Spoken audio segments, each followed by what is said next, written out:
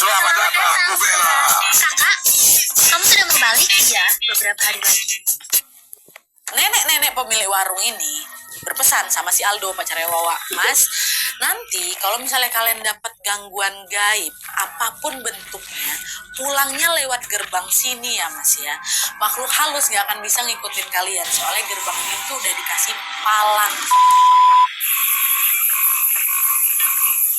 Hai, wassalamualaikum warahmatullahi wabarakatuh. Terima kasih sudah klik video ini.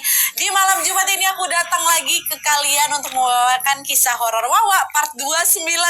Nah, by the way, dari semua tempat yang sering dikaitkan sama hal mistis nih, Wak ya. Menurut kalian tempat mana yang paling serem? Kuburan kah? Rumah kosong kah? Rumah sakit kah? Atau malah gunung nih? Untuk sebagian orang mungkin menganggap kalau gunung ini adalah tempat yang paling mistis, Wak. Anginnya tuh beda, sunyinya beda, dan yang paling bikin merinding, suasananya itu bisa berubah dalam sekejap mata gitu loh, Wak. Dari yang awalnya damai-damai aja, tiba-tiba bisa jadi berubah mencekam gitu. Kalian pada setuju nggak? Nah, kisah yang akan aku ceritakan ini, Wak, adalah pengalaman horor Wawa kita pada saat mendaki Gunung Rinjani. Gunung Rinjani memang terkenal indah dan juga sering menjadi tujuan favorit bagi banyak pendaki, Wak. Tapi di balik keindahannya, Rinjani ini juga menyimpan sisi lain yang tidak semua orang bisa lihat menurut si Wawa ini. Kisah horor ini sebenarnya sudah pernah aku bawain di live YouTube beberapa bulan yang lalu, tapi kali ini aku akan menceritakan ulang karena mungkin ada sebagian Wawa di sini yang belum dengar kisahnya, dan juga memang ada banyak sekali Wawa yang udah dengar di live aku tapi minta dinaikin juga di YouTube karena katanya wangi nat wangi gitu. Wangi. Jadi di sini aku dan tim sudah menyusun alurnya dengan lebih rapi lagi dan sudah siap untuk dibawakan ke kalian. Kira-kira apa saja yang dialami sama Wawa dan juga teman-temannya selama pendakian di Gunung Rinjani ini? Tanpa berlama-lama kita langsung masuk aja ke ceritanya. Check it out. Sedikit informasi, Tumblr Elisan sudah restore. Kalau mau atau mau lihat dulu, boleh langsung klik aja di sini. Mantap.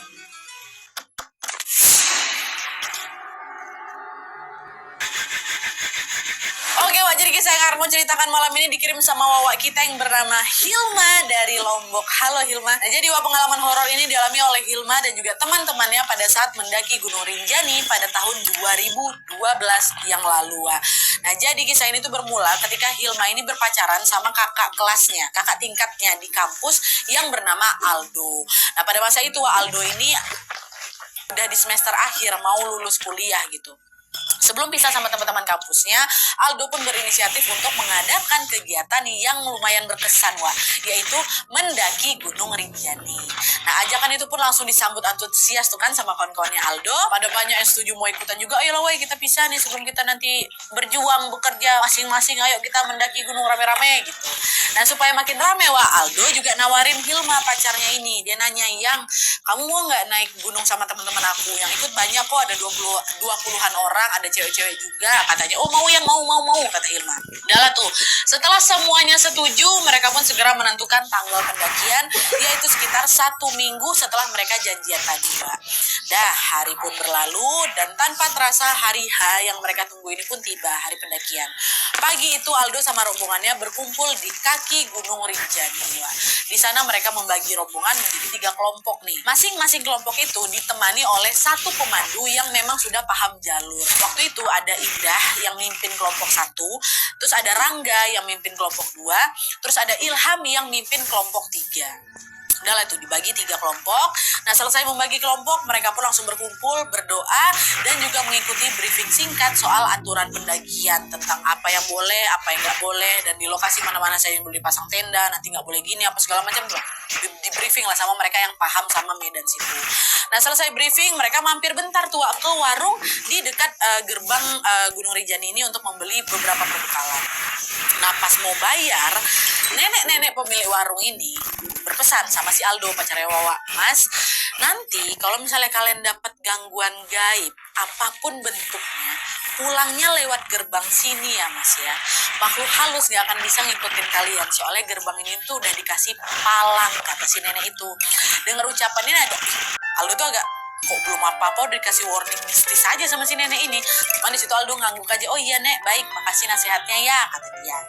Nah setelah membayar makanan, Aldo dan rombongannya pun segera memulai pendakian menuju ke puncak Rinjani. Nah di hari pertama pendakian semua berjalan normal-normal aja, nggak ada keanehan apapun. Satu-satunya hambatan yang mereka alami pada saat pendakian itu yang mereka rasakan ya udah cuma kecapean aja, kata si Hilma. Nah setelah berjalan cukup jauh, jalan-jalan, malam harinya mereka memutuskan untuk beristirahat dan akan melanjutkan perjalanan keesokan harinya. Jadi mereka nggak satu hari langsung tajam puncak, nggak, istirahat dulu tuh, bermalam dulu gitu kan. Malam pun berlalu, udah istirahat mereka sekitar jam 4 subuh, Aldo sama rombongannya pun bangun untuk melanjutkan pendakian berikutnya. Nah di hari kedua ini mereka memilih berjalan santai sambil supaya bisa menikmati keindahan Gunung Rinjani. Tapi makin siang trek yang mereka lewati ini makin nanjak lagi beberapa anggota udah mulai kelelahan tuh Nadia, dan terpaksa berhenti sesekali, berhenti lagi untuk istirahat. Nah karena sering berhenti, mereka tuh baru nyampe puncak Rinjani sekitar jam 4 subuh katanya, keesokan harinya, which is hari ketiga. Dan begitu udah sampai di puncak nih, mereka waktu itu antusias ngelihat sunrise lihat senang-senang lagi sana, foto-foto.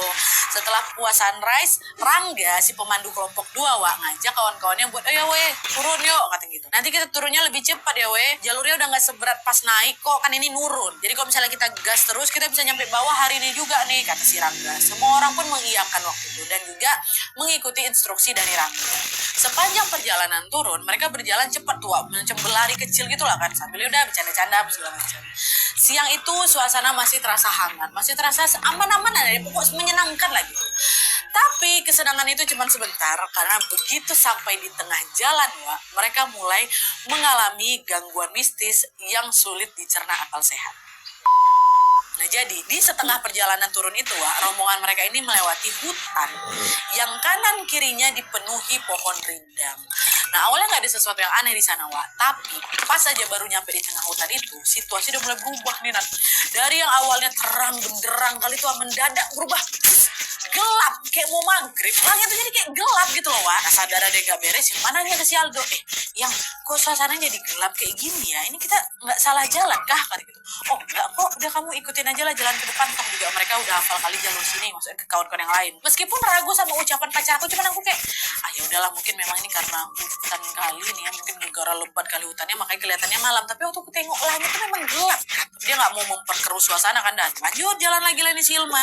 Nah setelah melewati hutan yang gelap tadi, di jam 2 siangnya mereka akhirnya sampai di danau sebuah danau yang namanya Segara Anak.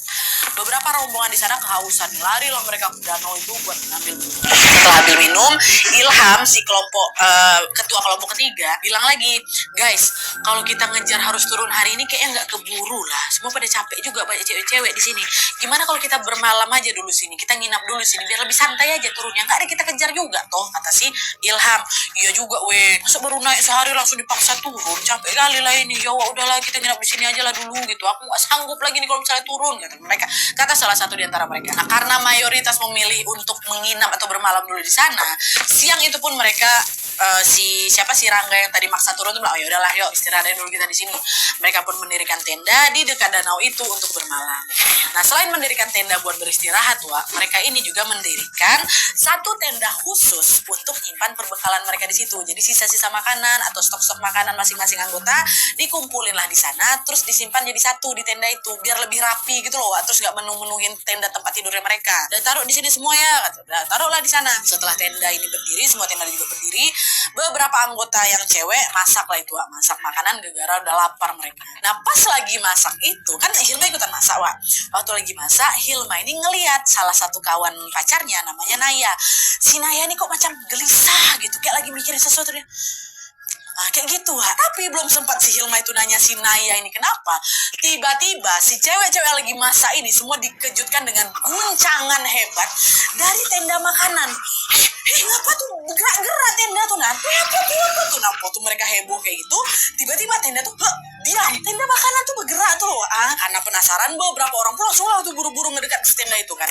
Dan pas nyampe ke tenda makanan itu mereka kembali dibuat kaget lagi karena tenda tuh udah robek dan semua makanan tuh udah berserakan di tenda tuh.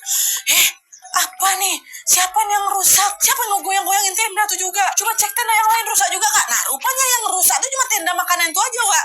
Apa ya? Dan kami semua yang ngelihat itu Nadia, waktu itu tuh bergoncang sampai dia diam lagi. Kami nggak ada nengok orang atau makhluk atau siapapun atau hewan lah yang keluar dari si tenda itu. Tiba-tiba goyang habis itu diam. Waktu dibuka udah berantakan. Cepat kejadiannya tuh. Nah waktu itu lagi pada heran ini Rangga muncul. Kan salah satu ketua kelompok kan muncul.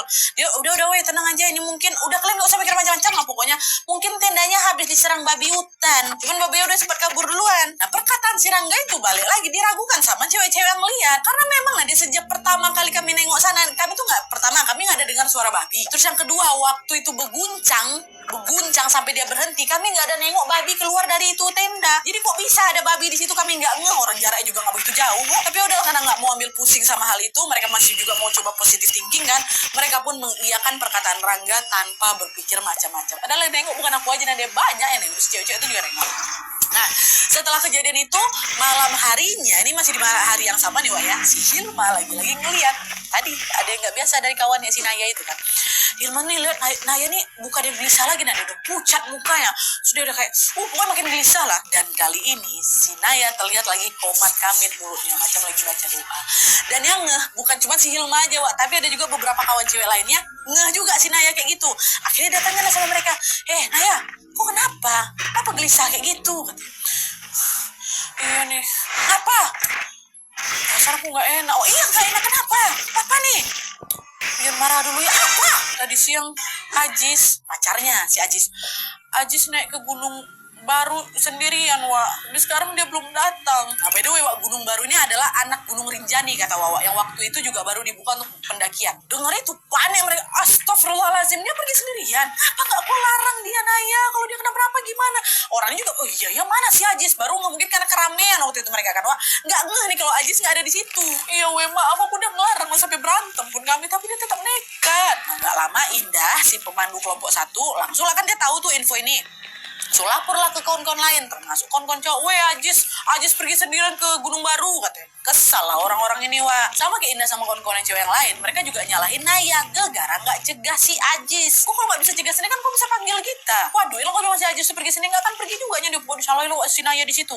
Nah di tengah ketegangan itu si Aldo pacarnya Wak langsung bilang, ya udahlah weh, ngapa pula kalian ribut. Sekarang nih masalahnya Ajis tuh belum balik, kita harus nyusul dia. Aku mau nyari dia, siapa yang mau ikut aku katanya. Nah setelah bilang kayak gitu ternyata adalah beberapa cowok angkat tangan tuh Nadia. Terkumpul lah 6 orang yang bersedia untuk mencari Ajis. Aku ikut ada 6 orang.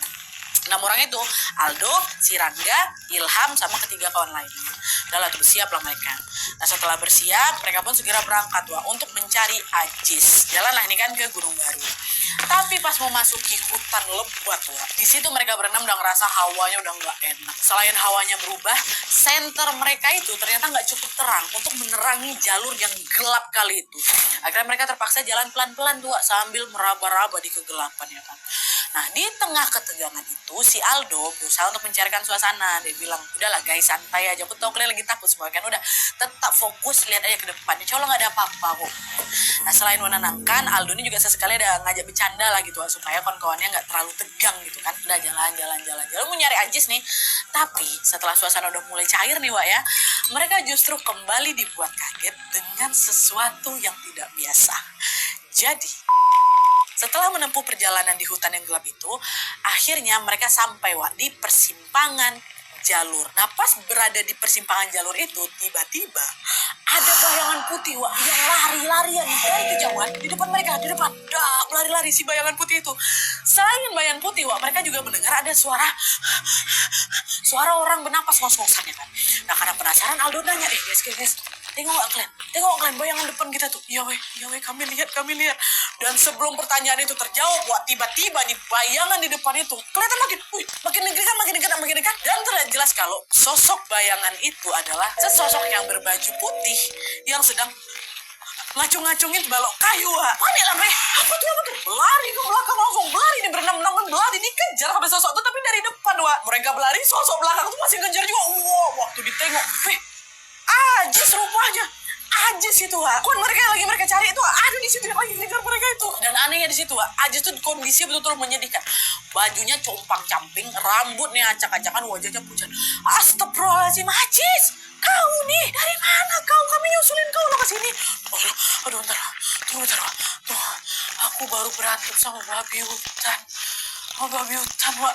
Senter aku hilang. Untung aku nemuin cahaya senter kalian. Oh alah, itulah kau. Janganlah kau pergi tanpa pamit kayak gini. Untung ketemu kau, Wak. Kau nggak habis kau di sini gitu. Aduh, nggak tahu lagi. Tolong bantu, aku nggak kuat. Kok si Ajis itu rupanya kan. Nah, nengok Ajis kepayan kayak ini, mereka lalu memberinya sebotol minum supaya si Ajisnya agak tenang ya kan. Dan setelah Ajis ini udah agak tenang, Wak, mereka pun langsung memboyong Ajis balik ke tenda. Nyampe di tenda, mereka bertujuh lah ini kan sama si Ajis, langsung disambut sama rombongan dengan raut wajah yang lega. Halo pula ada akhirnya ketemu kok Jis dari mana kok, apalagi nengok si Ajis kayak gitu kan makin panik lagi mereka. Udah ditenangin si Ajis, diganti bajunya, diistirahatkan bentar, di situ langsung disemprot sama si Indah, Wak. Jess, kau lain kali jangan sok-sok ngide pergi-pergi sendirian lah. Kalau kau yang hilang, kita juga yang susah. Apa salahnya kau bilang sama kita? Pun kalau misalnya kau mau ke Gunung Baru, kau bilang sama kita, siapa tahu kita juga mau ikut nemenin kau. Jangan egois kayak gini lah, Jess. Diomelin gak cuma sama Indah aja, marah gak iya sama Aldo. Iya, kok diomelin lah si Ajis itu. Ajis menunduk aja minta maaf. Iya, aku minta maaf ya. Lagi-lagi aku kayak gini penasaran aku soalnya udah nyampe sini masa nggak Gunung Baru kan bisa keluar kayak gitu lah. Udah minta maaf dia, situasi pun udah mulai agak tenang nih, agak membaik. Mereka pun balik lah itu ke tenda masing-masing untuk tidur sampai pagi tiba. Besokan harinya sekitar jam 7, rombongan itu kembali lagi melanjutkan perjalanan untuk turun. Tapi gara-gara mungkin masih kesal sama kejadian si Ajis semalam ya kan, Wak. Nggak ada satu orang pun yang mau sekelompok sama si Ajis, Wak. Sama Ajis sama Naya, nggak ada yang mau. Jadi mereka waktu itu pecah lagi jadi 5 kelompok, kan awalnya 3 nih. Jadi 5, 1, 2, 3 masih dipandu sama yang 3 pemandu tadi. Terus ada lagi muncul kelompok keempat nih, si Aldo pacarnya Wawa, Hilma, Rahmat sama Serena. Terus yang di kelompok kelima barulah itu si Naya sama si Ajis, Wak, jalan berdua. Tapi kelompok ini nggak yang berpisah-pisah kali sih, cuman berkelompok-kelompok gitu lah jalan. Mereka berdua ditinggalin, bukan ditinggalin sih, jadi posisinya 1, 2, 3, 5, 4. Kelompok aku yang terakhir nanti si Aldo. Nah, selesai membagi kelompok, mereka pun kembali melanjutkan perjalanan. Nah, setelah beberapa jam berjalan, Wak, Ajis waktu itu bilang, guys, boleh berhenti dulu nggak? Perut aku sakit kali ini, aku nggak sanggup jalan gitu kan. Iya, Ajis lagi gitu. Tapi ya udah, karena mereka kasihan, mereka berhentilah bentar itu nungguin si Ajis sampai dia ngerasa udah agak enakan lagi. Nah, nggak lama setelah itu mereka lanjutkan perjalanan lagi tuh, Wak. Tapi kali ini yang ada di kelompok 4, yang itulah tadi si Aldo, Hilma, Rahmat sama Senara itu, kelompok 4 ini yang malah mengalami kejadian mistis yang ekstrim, Wak. Jadi ceritanya setelah berjalan cukup jauh nih, rombongan mereka udah terpisah cukup jauh juga, Wak. Jadi kelompok 1 di depan, kelompok 2, kelompok 3, kelompok Naya tadi, Naya sama si Ajis kelompok 5. Nah, paling belakang nih, yang paling ketinggalan adalah kelompok Wawa sama pacarnya, kelompok 4, kelompok si Aldo. Nah, pada saat perjalanan ini, Wak, kelompok 4 ini ngerasa, kok kami tuh macam muter-muter di tempat yang sama. Dan mungkin gara-gara itulah kami paling belakang ya kan. Mana kelompok mereka paling belakang lagi, kok gak sampai-sampai, perasaan kita udah lewat sini lah gitu. Tapi mereka tetap melanjutkan perjalanan tuh, Wak. Sampai jam 11 malam, Nadia, kami nggak juga nyampe di bawah tuh. Cuma waktu itu memang kami banyak istirahatnya sih, cuma kok bisa semalam ini gitu loh. Nah, di jam setengah 11 itu, Wak, tiba-tiba seluruh anggota kelompok 4 mendengar ada suara keramaian di belakang mereka. Tapi nggak lama suara-suara itu bilang, "Woi, dari belakang." Nah, pas Aldo nengok ke belakang, nggak ada siapa-siapa, Wak. Aldo nanya ke kawan-kawannya, "Woi, kalian dengar suara barusan nggak? Kelompok mana yang masih di belakang?" "Iya, weh, aku dengar. Tapi kelompok lain kan ada depan kita. Kita loh ini paling belakang." Aldo diam aja kan. "Oh iya, suara hewan itu mungkin cuma kedengarannya macam woi. Mungkin kita yang salah dengar kali. Udahlah, weh, lanjut jalan lagi," kata sama. Nah, jalan lagi, Nan. Nah, nggak lama kemudian tiba-tiba out of nowhere kami papasan sama bapak-bapak yang kalau dilihat dari penampilannya, Wak, itu macam orang baru balik dari sawah ya. Bapak-bapak tuh nggak pakai baju, cuman pakai sarung aja, pakai sandal jepit, terus bawa keranjang yang dipikul di punggungnya. Jalan bapak, kelihatan bapak tuh macam lagi mau naik ke atas ya dia. Disamperin sama si Aldo. "Pak, permisi, kira-kira masih jauh nggak Pak ya bisa sampai ke bawah, Pak? Berapa jam lagi ya?" "Oh, dekat kok, sekitar 1 jam lagi, Nak. Udah dekat ini," katanya. "Oh, 1 jam lagi, oke Pak, baik, makasih ya Pak ya." Setelah nanya kayak gitu, mereka lanjut lah jalan ke arah yang berbeda. Aldo CS turun, si bapak ini naik ke atas ya kan. Nah, pas baru beberapa langkah, nah dia Aldo baru ingat, bapak tadi tuh bawa air minum nggak ya? Kebetulan air minum kami habis. Nah, posisi pun semua nih berempat yang udah haus sekali. Nggak lama Aldo teriak ke Rahmat yang paling belakang, "Wak, panggil bapak tuh, mintain coba airnya dikit lah," gitu. Pas Rahmat tengok ke belakang, baru papasan si Rahmat tuh tengok ke belakang mau minta air, bapak tuh ngilang. betul-betul ngilang gitu aja, Wak. Betulan baru berpapasan sama si Rahmatnya, hilang bapak tuh. Wak, bapaknya hilang, kata si Rahmat dari belakang. Hah? Wih, pada takut itu semua. Nah, di situ kami juga baru iya ya, Wak, ngapain bapak tuh nyangkul tengah malam kayak gini? Terus mana ada orang naik gunung nggak pakai baju? Itu bapak tuh manusia apa bukan tuh ya? Kata baru ngeh di situ, Wak. Nah, pas semua baru ngeh di situ lah, Wak. Waduh, udah baru berlari mereka ke bawah itu, makin berlari. Nah, setelah berlari cukup jauh, mereka, Wak, tiba-tiba belum selesai. Tiba-tiba ngelihat ada samar-samar sorot senter dari depan mereka. Selain cahaya, mereka juga dengar ada suara beberapa orang lagi ketawa-ketawa, lagi ngobrol gitu. Di situ kami langsung mikir, oh alhamdulillah kita udah gak ketinggalan lagi. Itu pasti suara kelompok depan tuh, gitu kan. Udah langsung lo berlari tuh mereka, Wak, ngikutin asal cahaya tuh mau gabung lagi tuh. Tapi makin mereka berlari, Wak, makin mereka berlari, suasana yang mereka cari itu makin gak ketemu. Makin lama makin hilang. Dan pas sudah capek lari-larian, barulah mereka sadar.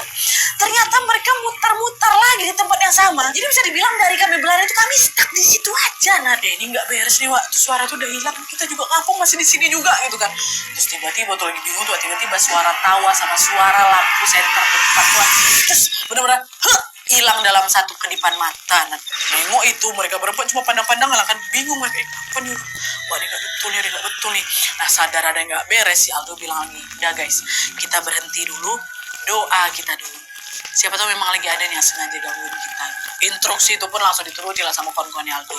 Mereka duduk melingkar nih, Wak. Melingkar kami sambil berdoa memohon pertolongan Tuhan. Tuhan tolong kami, Tuhan selamatkan kami, segala macam. Nah, setelah berdoa udah agak tenang nih, mereka memutuskan untuk jalan lagi.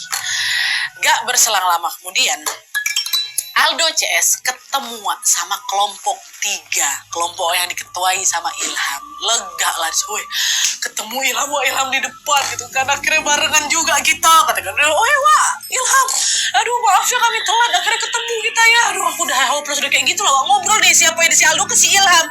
Waktu dia ngomong kayak itu, hening, gak ada respon apapun dari Ilham dan juga kawan-kawan yang lainnya. Apa anak nih? Disenggol sama si Aldo kan? Woi, kata gitu, disenggol tangannya. Pas tangan mereka bersentuhan, Wak, Aldo baru, apa ya, dingin kali tangannya. Terus waktu disenggol tuh diam gitu, Wak, kaku. Dan yang anehnya di sini, Wak, ya, kalau dingin udah aja lah dingin gitu ya. Waktu tangannya ini bersentuhan sama tangannya si Ilham, Wak, tiba-tiba saking dinginnya mungkin tangannya Aldo ikutan macam beku, macam kesemutan, macam tangan kalian dimasukin freezer lama-lama. Itu yang dirasain. Ngapa nih gak bisa digerakkan tangan? Setelah nyentuh si Ilham itu, belum sempat mencerna keanehan itu, Aldo tiba-tiba terperangah ketika dia dikejutkan dengan kemunculan sosok pocong yang badannya hitam, kain kafannya kusam. Dia lagi goyang-goyang, tapi dengan posisi tali pocongnya nggak terikat, jadi tali pocongnya setengah.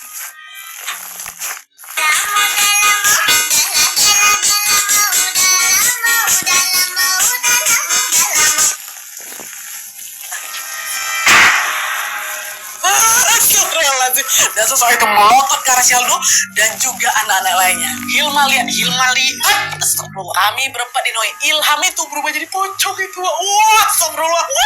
Mereka penjamin mata mereka. Astagfirullah. Dan untungnya, aduh ya Allah, merinding sampai ke kaki-kaki. Gak lama setelah itu sosok pocong ini pun langsung menghilang dan badan mereka bisa digerakkan lagi. Astagfirullah. Wah, tapi walaupun udah hilang, ya bukan berarti gangguannya berhenti di situ aja, Wak. Enggak. Kenapa? Karena nggak berselang lama kemudian ada kejadian mistis yang menimpa salah satu teman mereka yang namanya Senara. Nah, di sini gongnya nih, Wak, ya. Jadi setelah melihat penampakan pocong itu, Wak, Aldo sama kawan-kawan kan lemes sekali semua kan, shock kali semua itu kan. Nah, di tengah keheningan dan kesyokannya mereka itu, tiba-tiba Senara teriak. Wah, gitu. Waktu ditengok Senara matanya putih semua, nah dia teriak, matanya putih, dia langsung berlari, Wak, berlari dan menuju ke atas gunung. Dan pas lagi lari itu tiba-tiba dia noleh ke arah siapa ini, ke arah si Hilma CS. Aku mau pulang, jangan, aku mau pulang. Lari lagi, lari lagi dia ke atas. Nah, di situ langsung kan Senara kesurupan.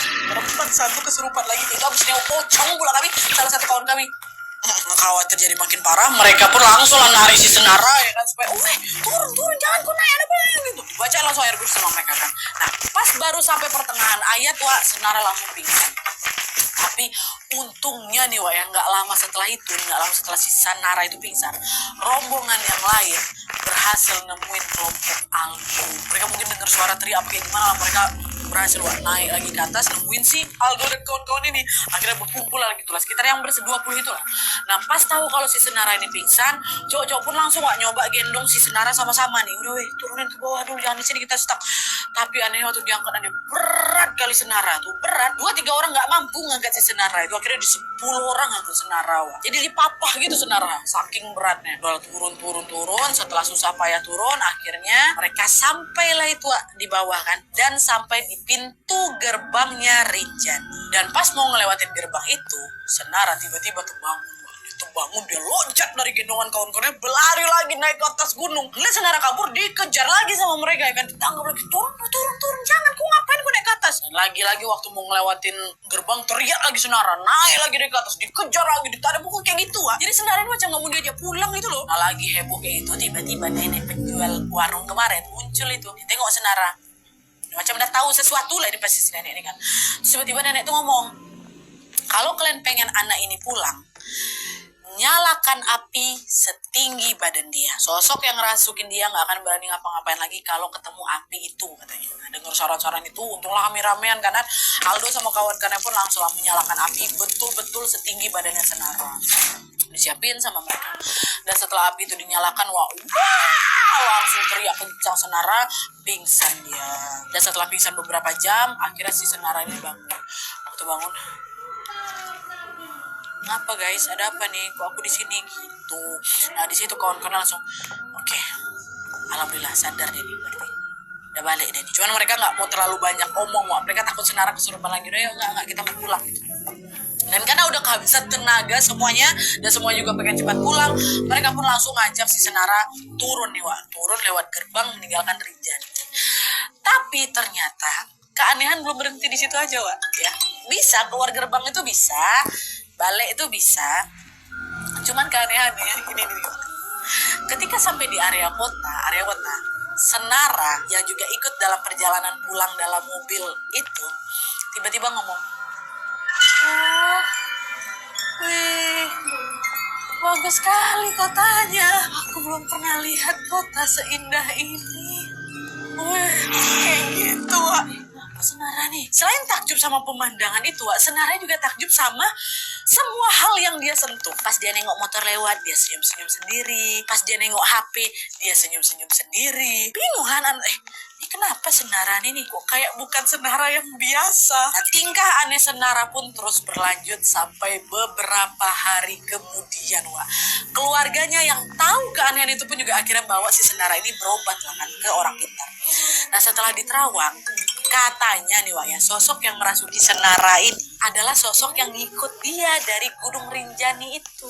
Jadi ternyata ngikut si sosok ini Wak. Dan setiap kali kerasukan, Senara ini akan dibuat macam ya gitu, macam lupa sama dirinya sendiri dan menjadi orang lain yang takjub dengan banyak hal di sekitarnya. Menurut kabar terbaru dari Hilma nih Wak ya, waktu Wawa ngirim cerita ini, sampai sekarang si Senara ini masih sering switch gitu loh, masih sering lupa diri Wak, gegaran dirasuki lagi sama makhluk dari Gunung Rinjani itu sampai sekarang, dari 2012 masih ngikutin sampai sekarang. Hampir berapa, 13 tahun berarti. Jadi bisa waktu itu ngomongnya bisa aneh kayak gitu, ngeliat sesuatu, wah bagus ya, kita lagi ngobrol tiba-tiba bisa nge-switch kayak gitu ya Allah Senara. Oke Wak, jadi itu tadi kisah mistis yang dialami Hilma dan juga kawan-kawannya pada saat mendaki Gunung Rinjani. Gak ada yang nyangka waktu itu kalau Senara yang waktu berangkat masih sehat, masih ceria, pulang-pulang malah jadi kayak orang lain. Mungkin ada juga yang nanya, emang si Senara bikin kesalahan apa Wak Hilma sampai dia kayak gitu?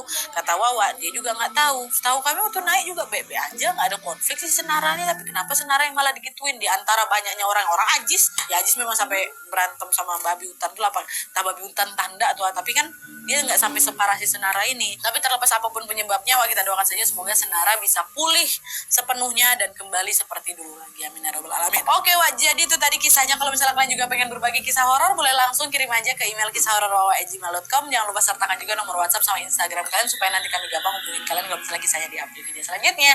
Oke Wak, jadi sekian dulu videonya. Terima kasih banyak yang sudah menonton. Kalau kalian suka video ini, klik like-nya. Jangan lupa komen dulu tidak ada dan saran-saran selanjutnya. Jangan lupa nyalain notifikasinya supaya kalian tahu kalau upload video baru and Ezra. Jangan lupa untuk klik tombol subscribe supaya kalian sama-sama tahu informasi menarik dan menegangkan dari channel aku. See you next video, Bye.